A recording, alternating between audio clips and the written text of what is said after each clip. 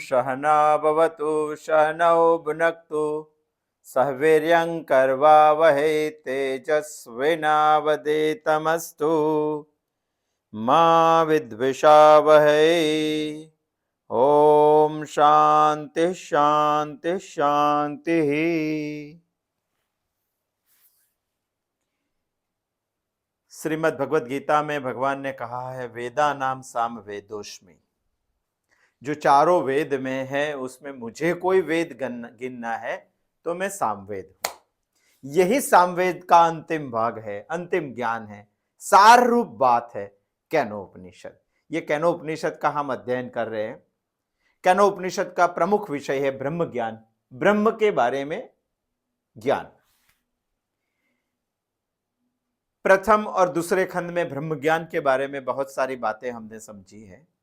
अभी हम तीसरा खंड का अध्ययन कर रहे हैं। तीसरे खंड में कैनोपनिषद हमें एक आख्यायिका, कथानक बता रही है, क्योंकि जब भी हमें तत्वज्ञान को सुपाच्य बनाना है, सरल अर्थ से समझना है, तो कथानक या आख्यायिका बहुत जरूरी है। कैनोपनिषद अब हमें एक आख्यायिका बता रही है दैवासुर संग्राम की। देवों और असुरों के बीच में एक संग्राम हुआ था, उसी में असुरों की पराजय, देवों का जय हुआ था, ऐसा हम समझते हैं। मगर इसके बारे में कैनोपनिषद क्या बता रही है वो हम समझने का प्रयत्न कर रहे हैं। तीसरे खंड में बताने का उन्होंने शुरुआत की है। यदि संग्राम होगा तो एक की जीत और एक की हार अवश्य होगी ही। उसमें जीत देव के पक्ष में और पराजय असुरों के पक्ष में आती है। क्या समझते हैं हम इसके बारे में और देव क्या समझते हैं, ये बताने का प्रयत्न कैनोपनिषद ने हमें ये कथानक में किया है। पहले मंत्र में कैनोपनिषद ने तीसरे खंड के पहले मंत्र में बताया ब्रह्म देवेभ्यो विजिज्ञे, यानी ब्रह्म ने देवों के लिए विजय प्राप्त की। देवों ने नहीं, ब्रह्म ने विजय प्राप्त की। ऐसा क्यों बताया कैनोपनिषद ने? ये बात अब तक के चिंतन में हमने समझ चुके हैं। तस्यः ब्रह्मणो विजयम देवाः अमह्यन्त। ये विजय का फल तभी ब्रह्म ने देवों को दे दिया और महिमा प्राप्त हुई अमह्यन्त। ये विजय से देवों ने महिमा प्राप्त की, ऐसी बात हमने समझी थी पहले मंत्र में। कई जगह पे पहले मंत्र में 2 पंक्तियां है, कई जगह पे पहले मंत्र में 1 ही पंक्ति है। शंकराचार्य जी का जिसमें भाष्य है उसको प्रमाणभूत गिनते हुए गीता प्रेस गोरखपुर के कैनोपनिषद का हमने अध्ययन किया है। उसमें पहले मंत्र की 1 ही पंक्ति है, पहले मंत्र की दूसरी पंक्ति दूसरे मंत्र में जोड़ दी है। इसीलिए हमने ब्रह्म देवेभ्यो विजिज्ञे तस्यः ब्रह्मणो विजयम देवाः अमह्यन्ते, यहां तक का पहला मंत्र गिना है। अब हम दूसरे मंत्र की शुरुआत करते हैं। पहले मंत्र का सारांश सिर्फ इतना ही है कि ब्रह्म ने देवों के लिए विजय प्राप्त की। यही विजय से, यही फल से देवों को महिमा प्राप्त हुई। इतनी बात हमने सुनी थी। अभी महिमा प्राप्त हुई, महिमावान बन गए, प्रतिष्ठावान बन गए, कीर्तिवान बन गए देव। अभी क्या हुआ ये बात दूसरा मंत्र बताते हैं। त एकशांता अस्माकम मेवायम विजयो अस्माकम एवायम महीयते। ये बात अभी शुरू हुई। महिमा प्राप्त हो गई। बाद में क्या हुआ? बाद में देवों ने एक जलसा किया, पार्टी की, सब इकट्ठे हो गए। इकट्ठे होकर एक दूसरे की महिमा गाने लगे। वो लोग कि क्या गाने लगे? ते इति इक्षन्तः, देवों ने ऐसा समझने लगे, देवों ऐसा सोचने लगे। इकट्ठा होने कब? जब ब्रह्म ने देवों को विजय प्राप्त, ब्रह्म ने देवों के लिए विजय प्राप्त की और देवों को महिमा मिल गया। बाद में देव इकट्ठा होकर सोचने लगे। त इति अक्षन्तः, ये सब ऐसा सोचने लगे, समझने लगे। क्या समझने लगा? अयम अस्माकम एव विजयः, अयम अस्माकम एव महिमा महीयते, ऐसा सोचने लगे। क्या सोचने लगे? अयम अस्माकम एव विजयः, ये अयम हमारा ही विजय है। एव शब्द इसमें महत्वपूर्ण है। एव यानी ही, वाक्य को बहुत वचन से बोलते हैं, भारीखम बना के बोलते हैं। अयम अस्माकम एव विजयः, ये हमारा ही विजय है। अयम अस्माकम एव महिमा, ये हमारी ही महिमा है, ऐसा देव सोचने लगे। पहला मंत्र, ब्रह्म ने देवों को विजय प्राप्त करवाई, देव महिमावान बन गए। महिमावान बनने के बाद केनोपनिषद का दूसरा मंत्र, तृतीय खंड का दूसरा मंत्र बता रहे, ते इति इक्षन्तः, देवो ऐसा समझने लगे। क्या समझने लगे? अयम अस्माकम ही विजयः, अयम अस्माकम एव विजयः, ये हमारा ही विजय है। अयम अस्माकम एव विजयः, ये हमारा ही विजय है। अयम अस्माकम एव महीयते, ये हमारा ही महिमा है, ऐसा समझने लगे। ये एक दूसरे का महिमा बताने लगे इकट्ठा होकर, और महिमा बताने के बाद ये सब देवों को मिथ्याभिमान हो गया। मिथ्याभिमान यानी करना नहीं है, गलत अभिमान हो गया, मिथ्या अभिमान हो गया सबको। कैसा मिथ्या अभिमान? ये हमारा ही विजय है, ये हमारी ही महिमा है। वास्तव में किसकी थी? वास्तव में ब्रह्म की विजय थी, ब्रह्म का महिमा था। ब्रह्म ने देवों को दिलवाया महिमा और विजय दोनों, मगर विजय होने के बाद भूल गए देव। वैसे तो ब्रह्म ने विजय दिलवाई, विजय का फल है महिमा। ये फल ईश्वर ने देवों को दे दिया, ब्रह्म ने देवों को दे दिया, मगर ईश्वर को न जानने वाले देव ऐसा सोचने लगे कि ये हमारा ही विजय है, ये हमारी ही महिमा है। सामान्यतः हर एक इंसान ऐसा सोचता है। जब तक सफलता नहीं मिलती है, जब तक विजय प्राप्त नहीं होता है, जब तक यश नहीं मिलता है, तब तक वो ईश्वर को याद करता है, ब्रह्म को याद। मगर मिल जाने के बाद, यश मिल जाने के बाद, विजय मिल जाने के बाद, सफलता मिल जाने के बाद, इसमें से ब्रह्म की बादबाकी हो जाती है, माइनस हो जाते हैं। खुद की विजय, खुद की महिमा सोचने लगता है, वो है मिथ्याभिमान। मगर जो सच्चे अर्थ में ब्रह्म को नहीं समझते, वही ऐसे मिथ्याभिमान करते। तो ब्रह्म है कैसा? केनोपनिषद ने 2 खंड में तो उसका वर्णन किया, ऐसा ब्रह्म है। मगर ऐसा आप नहीं समझे और यश मिल गया तो आप खुद का यश समझेंगे, ब्रह्म को माइनस कर देंगे। ऐसा नहीं होना चाहिए। ब्रह्म कैसा है? ब्रह्म आत्मा संस्थस्य है, मेरे ही आत्मा में स्थापित ब्रह्म है, वो मुझे समझना चाहिए। ब्रह्म प्रत्येक आत्मा है, जैसे मैं आत्मा हूं, ये आत्मा का ही एक अंश है। ब्रह्म सर्वज्ञ है, सबको जानता है और सब उसको जान सकते हैं, ऐसे सर्वज्ञ है ब्रह्म। सर्वशक्तिमान है, मैं जो बोलता हूं, चलता हूं, हरता हूं, फिरता हूं, वो सब जो कर सकता हूं, उसकी शक्ति से कर सकता हूं, उसकी शक्ति के बगैर नहीं हो सकता। ऐसा जिन्होंने समझ लिया कि ब्रह्म सर्वशक्तिमान है, वो ऐसा मिथ्याभिमान देवों जैसा कर ही नहीं पाते। हमें ये कथानक कुछ बताना चाहती है केनोपनिषद हमें। ब्रह्म सहस्त्र शीर्षा है, पुरुषोक्त में गाया हुआ है। एक मस्तक वाला नहीं, 1000 से भी ज्यादा। 1000 इसलिए बताया कि अनंत मस्तक वाला ब्रह्म है, यानी मेरा शीर्ष भी ब्रह्म ही है, और सबके जो मस्तक है वो सब ब्रह्म है। सहस्त्राक्ष, 2 सहस्त्राक्ष बोलना चाहिए, एक मस्तक यानी 2 आंख, ऐसा नहीं बोल रहा। सहस्त्राक्ष का मतलब है हजारों आंख वाला है, यानी अनंत आंख है, सब जगह पे देखता है, सब जगह पे उसका मस्तक है। वो हमें सोचना चाहिए, यानी ब्रह्म सर्वव्यापक है। केनोपनिषद ने पहले और दूसरे खंड में जो बात बताई, इतनी बात हम समझ गए तो कभी भी आख्यायिका के विरुद्ध जाकर हम बात नहीं कर सकते। ब्रह्म ने ही विजय दी है, ब्रह्म ने ही सफलता दी है, ब्रह्म ने ही यश दिया है। यदि उन्होंने ही दिया है तो देव ऐसा कैसे बोल सकते हैं? अयम अस्माकम एव विजयः, अयम अस्माकम एव महिमा, एक शांतास्माकम एवायम विजयो अस्माकम एवायम महीयते। ऐसा कैसा बोल सकते? ऐसा बोल ही नहीं सकते। गुजरात में नरसिंह मेहता नाम के एक संत हो गए। संत यानी बहुत बड़े फिलोसोफर भी थे, उनको समझ नहीं पाए सब लोग। बहुत बड़ी उसकी पद कविता सुनने जैसी है। एक में लिखा है उन्होंने, गुजराती में मैं बोलता हूं, बाद में उनका हिंदी ट्रांसलेशन करके भी मैं बताऊंगा। एक पद काव्य में उन्होंने लिखा है, हूंज करो एज अज्ञानता। मैं ही करता हूं, यही इंसान की सबसे बड़ी अज्ञानता है। हूंज करो एज अज्ञानता, शकत नो भार जेम स्वान ताणे। हूंज करो एज अज्ञानता, शकत नो भार जेम स्वान तणे। सृष्टि मंदाण छे सर्व एणी पेर, जोगी जोगेश्वर कोक जाने।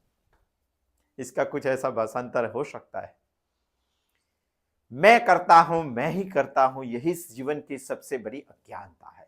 जैसे बैलगाड़ी के नीचे कुत्ता चलता है और वो ऐसा समझता है कि मैं ही बैलगाड़ी खींचता हूं। जैसे जेम शकत नो भार जेम स्वान ताणे, बैलगाड़ी के नीचे कुत्ता चलता है और कुत्ता थोड़ी देर चलने के बाद ऐसा समझने लगता है कि मैं ही बैलगाड़ी का खींचता हूं, मैं ही करता हूं, यही जीवन की सबसे बड़ी अज्ञानता है। जैसे बैलगाड़ी के नीचे कुत्ता चलता है और कुत्ता समझने लगता है कि मैं ही बैलगाड़ी खींचता हूं। समझ लीजिए, ये सारी सृष्टि का मंदान उसी का ही है। कोई जोगी जो उसको समझ गया तो उसका जीवन का पार हो गया। ऐसा नरसिंह मेहता कहते हैं। गुजरात में बैलगाड़ी में खेत में से पका हुआ धान घर पे लाते हैं। एक खेडूत, एक किसान अपने खेत में पका हुआ धान, गुजरात में जब धान पकता है तो मई महीने में ही निकलता है सब, और मई महीने में जब उसका क्रॉप निकलता है तो बहुत गर्मी होती है। उसका एक कुत्ता भी होता है। किसान पूरा अपना धान के पैदावार जो खेत की है वो सब बैलगाड़ी में भर के, 2 बैल जोड़ के ऊपर बैठ के घर पे आता है। 2-3 किलोमीटर उसका दूर खेत है, खेत से पूरी पैदावार लेकर घर पे आता है। तभी इसका एक कुत्ता, बहुत गर्मी होती है तो बैलगाड़ी के नीचे छांव होती है तो छांव में चलता है। 1-2 दफे बैलगाड़ी खड़ी भी हुई तो कुत्ता भी खड़ा हुआ। फिर बैलगाड़ी चलने लगी तो कुत्ता भी चलने लगा। फिर बैलगाड़ी खड़ी हुई तो कुत्ता भी खड़ा हुआ। जब बैलगाड़ी चलने लगी तो कुत्ता भी चल 2-3 दफे जब बैलगाड़ी खड़ी हुई तो कुत्ता भी खड़ा हुआ, बैलगाड़ी चलने लगी तो कुत्ता भी चलने लगा। तभी कुत्ते के मन में ऐसा मिथ्या ज्ञान हो गया, ऐसी भ्रांति हो गई, ये बैलगाड़ी मैं ही चलाता हूं, मैं ही खींचता हूं, क्योंकि मैं जब चलता हूं तो बैलगाड़ी चलती है, मैं जब खड़ा रहता हूं तो बैलगाड़ी खड़ी रहती है। हूंच करो एज अज्ञानता, शकत नो भार जेम स्वान ताणे। सृष्टि मंदाण छे सर्व एणी पेरे, जोगी जोगेश्वर कोक जाने। ये संसार में भी बहुत ताप है, वासनाओं का ताप है। इसमें तप कर जीव बहुत परेशान हो जाता है। जब परेशान हो जाता है तो ये ताप से बचने के लिए, वासनाओं के ताप से बचने के लिए वो शरीर ले लेता है। जैसे बैलगाड़ी में कुत्ता चलता है, ऐसे शरीर में जीव रहता है। मगर जीव को जो भी वासना होती है वो वासना पूर्ण करने के लिए उसे शरीर तो चाहिए, और जो जो वासना है वो वासना पूरी करने के लिए शरीर चाहिए, और शरीर से वासना पूर्ण करता है तो बहुत दफे रहने के बाद, बहुत दफे वासना खत्म करने के बाद उसको ऐसा लगता है कि मैं ही ये शरीर चला रहा हूं, मैं ही इसको खड़ा रख सकता हूं। ये भ्रांति है, मिथ्या है, मैं नहीं करता हूं, वो समझ में आना चाहिए। कैनो उपनिषद हमें ये ही बताना चाहता है दूसरे मंत्र में, ते इति एकशंता अयम अस्माकम एवं विजयः अयम अस्माकम एवं महीयते। देवों ने लगा कि ये विजय हमारा ही है, ये महिमा हमारा ही है। वास्तव में ऐसा नहीं है। ये शरीर चलाते चलाते जीव को ऐसा भी लग जाता है कि ये शरीर मैं ही चलाता हूं। नहीं, आप नहीं चलाते, कोई और शक्ति है जो शरीर चला रही है। ये मंत्र में यशस्वी हुए लोगों को, विजयी हुए लोगों को बहुत बड़ा मानस शास्त्र है। इसमें जो जीवन में बहुत यशस्वी हो जाता है, जो जीवन में बहुत विजयी हो जाता है, उनके लिए बहुत बड़ा मानस शास्त्र है। वो समझना चाहिए, वो समझने के लिए ही कैनो उपनिषद है। कैनो बहुत बड़ी बात है, बहुत बड़ी। देवों को ऐसे लगने लगा तो सामान्य जीव को तो लगता ही है कि ये सब जो मिलता है मैं ही कमाता हूं, मुझे मुझे जीवन में धनवान हुआ हो तो ये मैं मेहनत की है इसीलिए धनवान हुआ हूं। अरे बहुत सारी मेहनत करने वाले भी कभी धनवान नहीं होते, उसके बारे में भी सोचना चाहिए। मगर जो धन में कमाने में यशस्वी हो जाते हैं वो ईश्वर के चरण में अपनी सफलता को प्रदान नहीं करते, खुद पे ही लेते, मैं ही धनवान हुआ। कोई विद्वान हो गया हो तो उनको ऐसा लगता है रात दिन मैंने देखी नहीं है और शास्त्रों का अध्ययन किया इसीलिए मैं विद्वान हुआ हूं। बहुत सारा अध्ययन करने वाले लोग भी विद्वान नहीं होते। सोचना चाहिए। सफलता के पीछे कर्ता का सिर्फ व्यक्तित्व ही जिम्मेवार नहीं है और कोई शक्ति भी जिम्मेवार है, वो ऐसा समझाता है केनोपनिषद हमें। बहुत बड़ा मानस शास्त्र है, समझना चाहिए। संस्कृत साहित्य में एक इतिहास लिखा हुआ है, वो देखना चाहिए, कवि कालिदास का। जब यशस्वी होता है तो इंसान गर्विष्ठ हो जाता है, जब सत्तावान हो जाता है तो इंसान गर्विष्ठ हो जाता है, जब धनवान हो जाता है तो इंसान गर्विष्ठ हो जाता है, और जब विद्यावान हो जाता है तो इंसान गर्विष्ठ हो जाता है। सबसे पहले धन कमाने वाले बहुत गर्विष्ठ हो जाते हैं, मगर धन का गर्व भी, धन का कैफ भी ज्यादा समय टिकता नहीं है। धन खलास हो जाने के बाद एक न एक दिन तो चंचल लक्ष्मी हमारे पास से जाने वाली है। जब जाएगी तब धनवान के पास कोई रहता नहीं है। जब धन होता है तो लगता है धन मुझसे नहीं, कोई शक्ति ने मुझे दिया था। जैसे देवों को लगना चाहिए कि विजय हमने नहीं, कोई शक्ति ने हमें दिलवाया है। ब्रह्म देवेभ्यो विजिज्ञे, इससे ही कथानक शुरू होता है। ब्रह्म ने देवों के लिए विजय प्राप्त की और देवों को महिमावान बन गए। महिमावान बनने के बाद देव ऐसा सोचने ले गए, अयम अस्माकम एव विजयः, अयम अस्माकम एव महिमा महीयते। ये समझाने के लिए ही है, समझाने। धन का कैफ, धन से गर्विष्ठ हुआ इंसान का कैफ बहुत दिनों तक चलता नहीं है, और सत्ता से गर्विष्ठ हुए लोग भी बहुत दिनों तक गर्विष्ठ नहीं रह सकते। मगर विद्या से गर्विष्ठ हुए लोग धन और सत्ता से भी ज्यादा गर्विष्ठ होते, विद्वान लोग। मगर विद्वान होने के बाद भी जब उसको यश मिलता है तो बहुत कैफ हो जाता है उसको जीवन में। ये कैफ उतारना मुश्किल है। मुझे लगता है कि केनोपनिषद ऐसे गर्विष्ठ हुए लोगों को इस दुनिया में, ऐसे देवों का गर्व निकालने के लिए ही केनोपनिषद के तीसरे खंड में ये कथानक शुरू किया है। कवि कालिदास ऐसा था, वो बहुत राज सम्मानित विद्वान थे, संस्कृत के बहुत पारंगत थे। लोग बोलते थे सरस्वती माता उसकी जिह्वा पे थी। ऐसा संस्कृत का अध्ययनशील इंसान था, वो बहुत बड़ा इंसान था कवि कालिदास। धन की कोई कमी नहीं थी, सत्ता की भी कोई कमी नहीं थी, उनके पास विद्या की भी कोई कमी नहीं थी, वो विद्वान भी थे। हो सकते हैं तो तीनों कैफ इकट्ठा होना चाहिए उसके पास, गर्विष्ठ होना चाहिए। मगर कवि कालिदास के लिए ऐसा बोला जाता था, जो वो जहां भी जाते थे वहां जीत कर ही आते थे। सब लोग उनके सामने विद्वत्ता की गोष्ठी करने में पराजित हो जाते थे। एक भी जगह ऐसी नहीं थी जहां कालिदास का जय न हुआ हो, विजय न हुआ हो। तभी कालिदास को भी कैफ होने लगा कि इस दुनिया में मुझे हराने वाला कोई जन्मा नहीं है, मैं ही सबसे बड़ा विजयी हूं, मुझसे सब लोग डरते हैं। ऐसा होने के बाद खुद म खुद गर्विष्ठ हो गए। वो भूल गए कि उसे शक्ति देने वाली और कोई शक्ति है, भूल गए।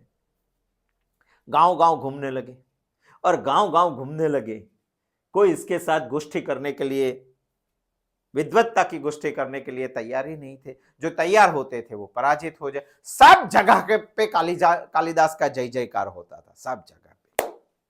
बहुत सारे गांव में घूमते थे विजय के लिए। उसे विजय का कैफ हो गया। मां सरस्वती को मालूम पड़ गया कि कालिदास को थोड़ा गर्विष्ठ हो गए विजय से, उसको कुछ बताना चाहिए। एक बार घूमते घूमते कालिदास जी एक सिंहल द्वीप करके गांव में पहुंच गए।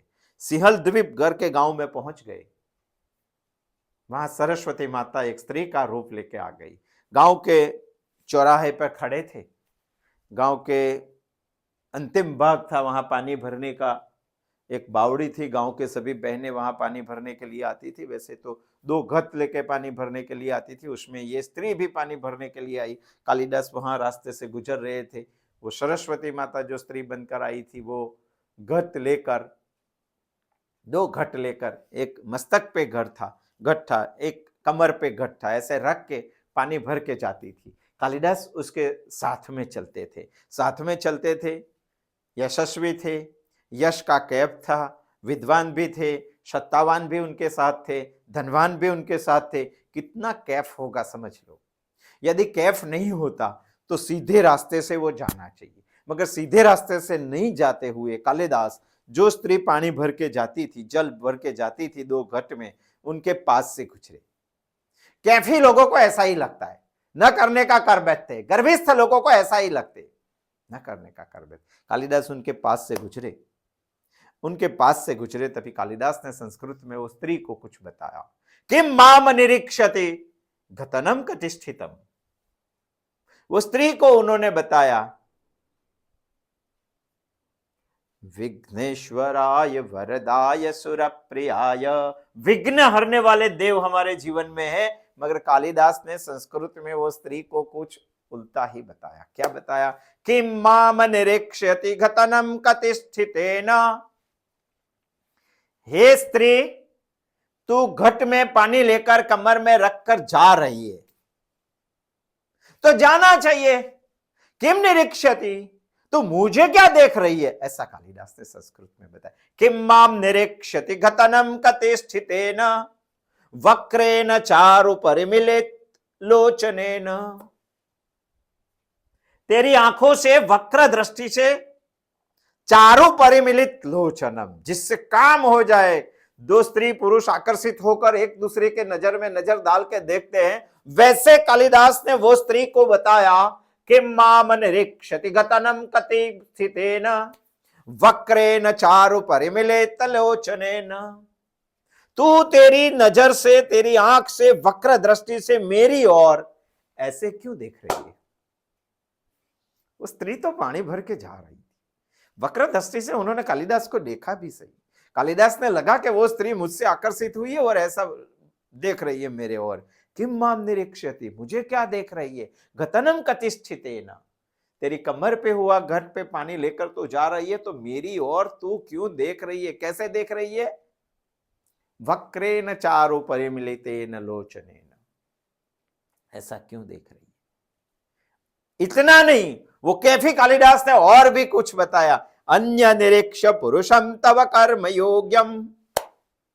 तेरे कर्म के अनुसार अन्य कोई पुरुष को तू ढूंढ ले। अन्य निरीक्ष पुरुषम तव कर्म योग्यम ना हम घताकितम कति प्रमदा व्रजामि। तेरी नजर में ये कालिदास फंसने वाला नहीं है, आने वाला नहीं है। एक पानी भरने वाली स्त्री के सामने कालिदास नहीं आता है। मेरे सामने तो कुछ नहीं है, मेरी ओर तू क्यों देख रही है तेरी वक्र दृष्टि से?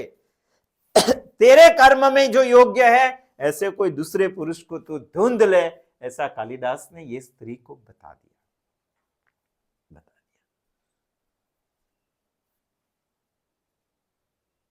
दूसरे पुरुष को तू ढूंढ ले, तेरे साथ संबंध रखने वाला ये कालिदास नहीं है, ऐसा बताया। स्त्री ने भी बहुत अच्छा सुंदर जवाब दे दिया। क्या जवाब दिया मालूम है? सत्यम ब्रवीसी मकरध्वज बाण पीदम। सत्यम ब्रवीसी, आप सत्य बोल रहे। वो पानी भरने वाली स्त्री ने कालिदास को बताया कि आप सत्य बोल रहे। सत्यम ब्रवीसी मकरध्वज बाण पीदम। कामदेव के बाण जिसको पीड़ा पहुंचा सकते हैं,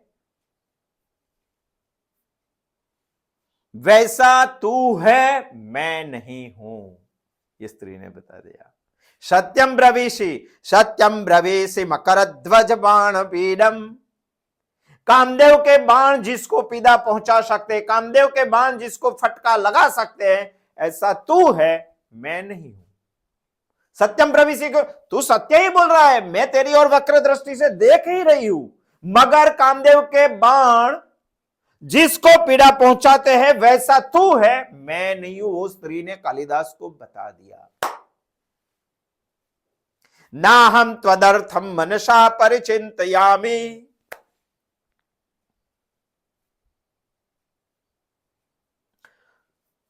मैं तुझे ऐसी दिखती हूं, ना हम त्वदर्थम मनसा परिचिंतयामि, तुझे मैं ऐसी दिखती हूं, मगर तेरे मन में जो भाव है वो मेरे मन में नहीं है। स्त्री बताती है कालिदास को। दासो गम में विगति तव तुल्य रूपे, मेरा रोज का जल लाने वाला एक नौकर था, दास था, वो कहीं गुम हो गया है। दासो गम में विगति तव तुल्य रूपम, कहीं गुम हो गया है, वो तेरे जैसा दिखता है।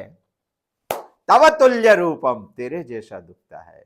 किंचित भवेत नहीं भवेत इति में वितर्क, मैं तेरी ओर इसलिए देख रही हूं कि मेरा ये जल लेने वाला नौकर तो तू है कि नहीं है, इसीलिए मैं तेरी ओर देख रही हूं।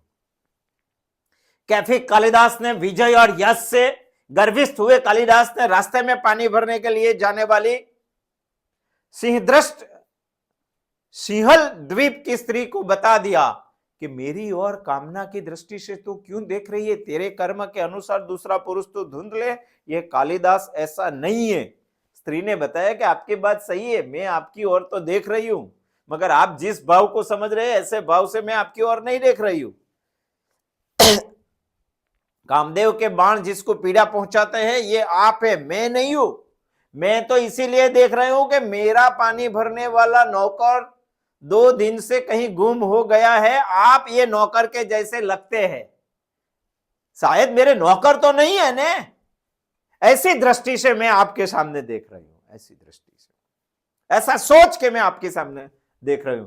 कालिदास का तो गर्व चकनाचूर हो गया। उन्होंने सोचा कि ये गांव की स्त्री इतनी बुद्धिशाली है, गांव की स्त्री ऐसा तुरंत जवाब देने वाली है, तो गांव के लोग कितने विद्वान होंगे। यदि मैंने गांव में प्रवेश कर लिया, कोई विद्वान ने मुझे पराजित कर दिया, तो मेरे सर पर आज तक जय के सिवा पराजय का तिलक कभी भी नहीं आया है। और ये गांव में यदि मैं पराजय हो गया तो मेरा अपयश हो जाएगा। आज तक मेरा यश ही बड़ा है। मगर ये स्त्री ने जो जवाब दिया, ऐसे तो लगता है कि गांव के लोग बहुत विद्वान होंगे और उनके साथ चर्चा होगी तो वो बहुत सारे तुरंत ही जवाब देने वाले निकल गए, तो मैं पराजित हो जाऊंगा। ये गांव मुझे अभी के अभी तुरंत ही त्याग देना चाहिए। कालिदास वो गांव त्याग कर चले जाते, उसका गर्व लोअर लेवल पे आ जाता है। जब इंसान को विजय का गर्व हो जाता है तभी ब्रह्म को आना पड़ता है उसका गर्व निकालने के लिए। कालिदास को गर्व हो गया कि मैं ही यशस्वी हूं, तो सरस्वती माता ने स्त्री का रूप लेकर आना पड़ा। देवों ने गर्व हो गया था, देवों को ये गर्व को नीचे लाने के लिए ब्रह्म ने खुद आना पड़ा।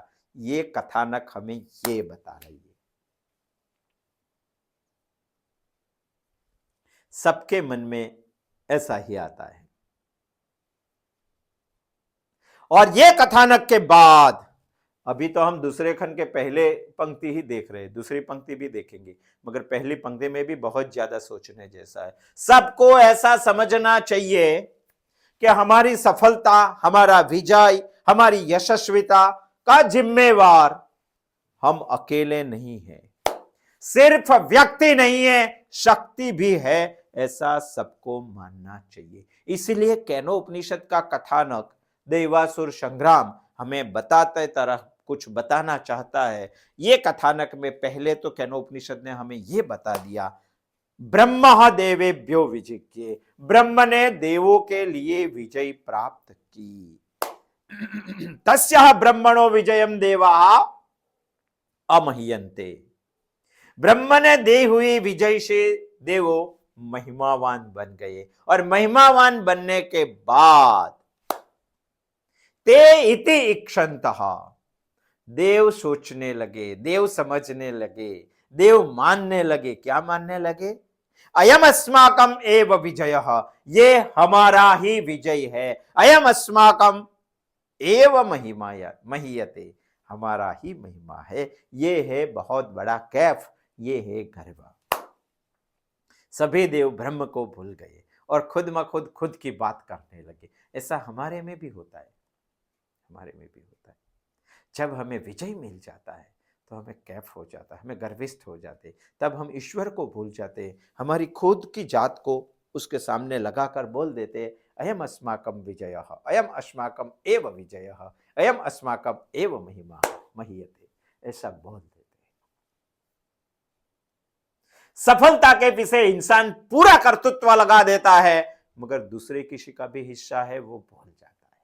वो याद कराने के लिए केनोपनिषद ये दैवासुर संग्राम का कथानक की शुरुआत की है। हमें इसके बारे में बहुत ज्यादा सोचना चाहिए। आने वाले बुधवार को आएंगे और भी हम सोचेंगे कि देवों ने जो गलती की, क्या ये गलती हमसे नहीं हो रही है। इतिहास का कुछ प्रसंग लेके हमें देखना चाहिए कि बहुत जगह पे सफलता मिली है, क्या सिर्फ इंसान ने सफलता प्राप्त की है? ब्रह्म देवेभ्यो विजय किए, जैसे ब्रह्म ने देवों के लिए विजय प्राप्त की है, वैसे हमारे लिए भी ईश्वर ने इतिहास में कहीं ना कहीं जगह पर कुछ न कुछ काम तो किया है, मगर हम भूल जाते हैं, हमारी जात को यहाँ लगा देते, वहां लगा देते। वो नहीं करना चाहिए। वो केनोपनिषद ऐसा हमें बताना चाहती है। आने वाले बुधवार को आएंगे, इसके बारे में और कुछ सोचेंगे। अस्तु, जय श्री कृष्ण।